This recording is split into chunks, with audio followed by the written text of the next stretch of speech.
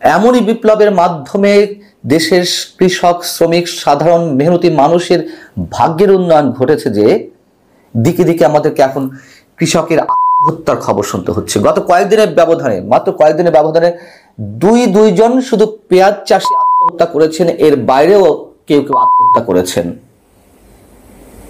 এমনই বিপ্লব আমরা সংঘটিত করেছি, এমনই নতুন রাজনৈতিক বন্দোবস্তের কথা ছাত্র সমন্বয়কদের পক্ষ থেকে শোনানো হচ্ছে। সরকারের কোনো কোনো উপদেষ্টা আমাদেরকে ঘুম পাড়ানোর গান শোনাচ্ছেন।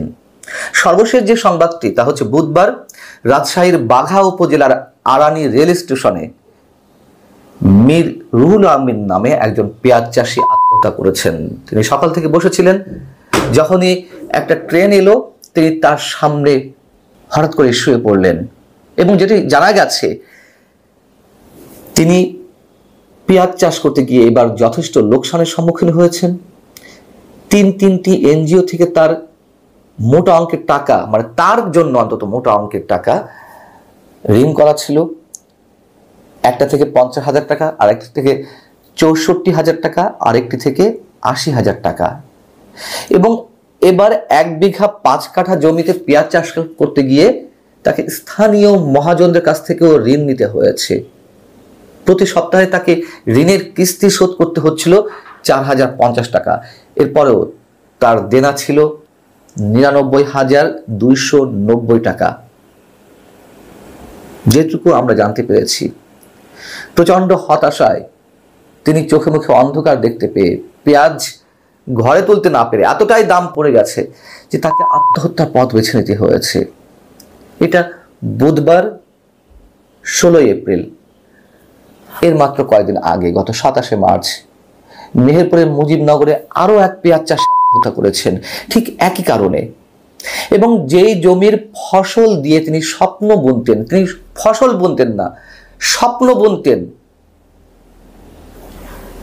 যেই জমির ফসল দিয়ে তার সংসার চলত, সেই ফসলি জমিতে কৃষক সাইফুল শেখ সেখানে গিয়ে বিষ পান করে আত্মহত্যা করেন।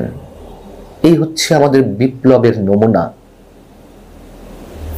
আমি বলছিলাম যে এর বাইরেও অনেকে আত্মহত্যা করছেন। গত 18 মার্চ এই বছরের অসুস্থ মায়ের চিকিৎসা করতে না পেরে হতাশায়, বঞ্চনায়, নিজেকে ধিক্কার দিতে না পেরে গলায় দড়ি পেঁচিয়ে আত্মহত্যা করেন আনোয়ার হোসেন নামের 55 বছরের এক কৃষক। তার মা দীর্ঘদিন ডায়াবেটিক সহ হার্টের রোগ সহ বিভিন্ন রোগ সঙ্গে আক্রান্ত ছিলেন, তার চিকিৎসা করাতে পারছিলেন না। এর জন্য তিনি নিজেকেই দায়ী করেছেন।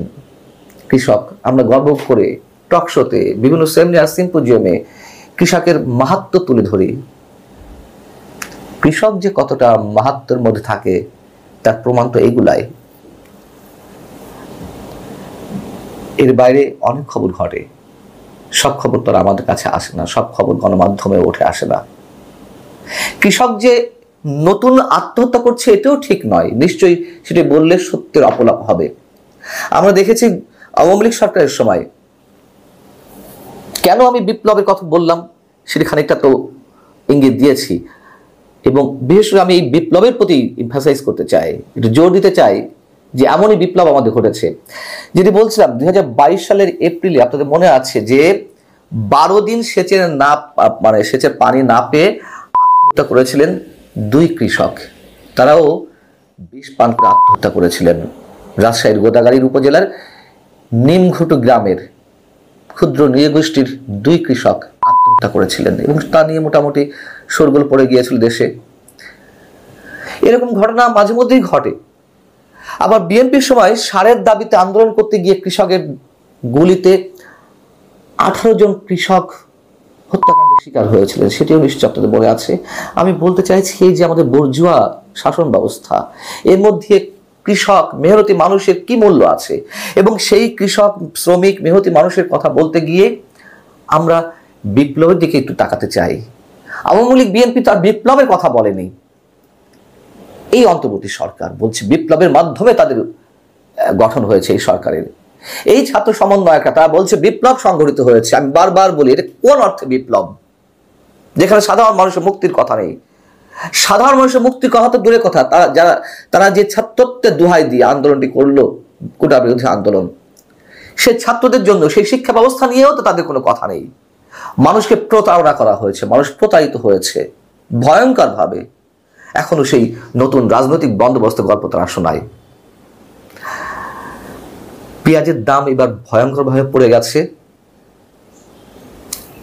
সেই দামে সমন্বয় করতে পেঁয়াজ চাষিদের দাবি ছিল অন্তত 2-3 মাসের জন্য যেন পেঁয়াজ আমদানি বন্ধ করা হয়।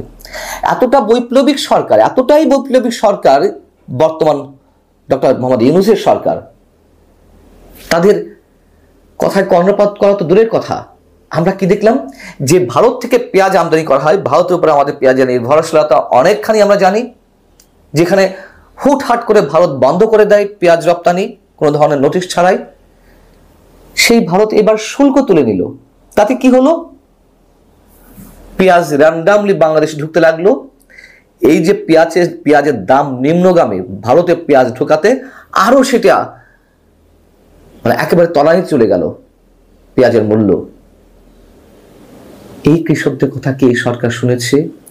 এই ছাত্র সমন্বয়করা একবারের জন্য তোলেনি তো। আমাদেরকে গল্প শোনায় দিন রাত, বিপ্লবের সংবিধান ছুঁড়ে ফেলে, গণপরিষদ নির্বাচন চায়, তারা বিপ্লব কায়েম করেছে। এবং এই যে পেঁয়াজের দাম সমন্বয় করতে না পারা, কেন, কি কারণে? আমরা তো দেখি এই বুর্জোয়া শাসন ব্যবস্থা, এই কথিত বিপ্লবের মধ্য দিয়ে সব সময় সেই সিন্ডিকেট ব্যবসায়ীদের স্বার্থই সংরক্ষিত হয়, এবং এই সরকারও করছে, আরো বেশি করছে। এই জন্য তো আমরা বুঝি যখন এনসিপি, জাতীয় নাগরিক পার্টি, তারা যে শান শৌকতের মধ্য দিয়ে তারা তাদের কার্যক্রম চালিয়ে যাচ্ছে, যে অঢেল টাকা তাদের বাণিজ্য হচ্ছে, যেখান থেকে চাঁদা বা অনুদান হিসেবে আসছে, তারা সেই ব্যবসায়ীদের নাম প্রকাশ করতে চায় না। কেন চায় না? যেখান থেকে আওয়ামী লীগ, বিএনপি চাঁদা নিয়েছে, অনুদান নিয়েছে, সেই একই জায়গা থেকে তারা নিচ্ছে। তারা বলে নিরাপত্তার স্বার্থে তাদের নাম প্রকাশ করা হবে না। এইসব ফালতু কথাবার্তা আমাদের শুনিয়ে তো কোনো লাভ নেই। যদিও বাংলাদেশের মানুষ আসলেই বোকা। প্রোপাগান্ডা মেশিনের মাধ্যমে যা প্রচার করা হয়, মানুষ তাই বিশ্বাস করে নেয়। এই বিপ্লব মানুষ চায়নি, এই বিপ্লবের কথা মানুষ শুনতে চায় না।